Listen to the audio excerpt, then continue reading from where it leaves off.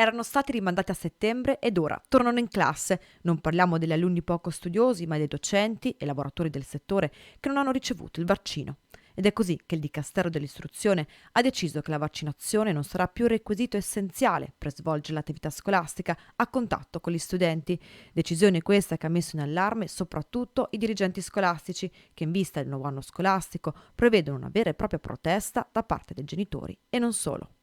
Penso che gli insegnanti che stanno a contatto con bambini debbano vaccinarsi. Io lavoro in una RSA e mi sono dovuta vaccinare come tutti i miei colleghi perché lavoro con persone fragili e mi dispiace per gli insegnanti, però penso che sia importante che si vaccinino perché stanno a contatto con i bambini.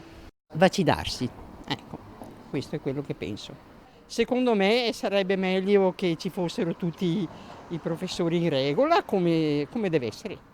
Non a contatto con gli studenti sì, perché quando si parla di estremismi c'è sempre un qualcosa di sbagliato secondo me. L'estremismo non va mai bene in alcun caso, che sia politica, che sia sanità, che sia soprattutto nelle scuole, perché insegnare nelle scuole l'estremismo ci porta a una società i cui valori e in cui l'integrazione va a perdersi. E dunque no, io li continuerei a far lavorare perché il lavoro è un diritto. Dunque, che facciano altre cose, magari se vogliono farlo anche da remoto, va bene.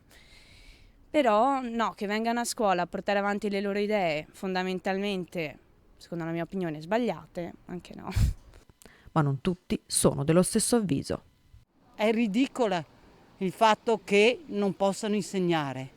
Una persona resta insegnante al di là che sia vaccinato o no.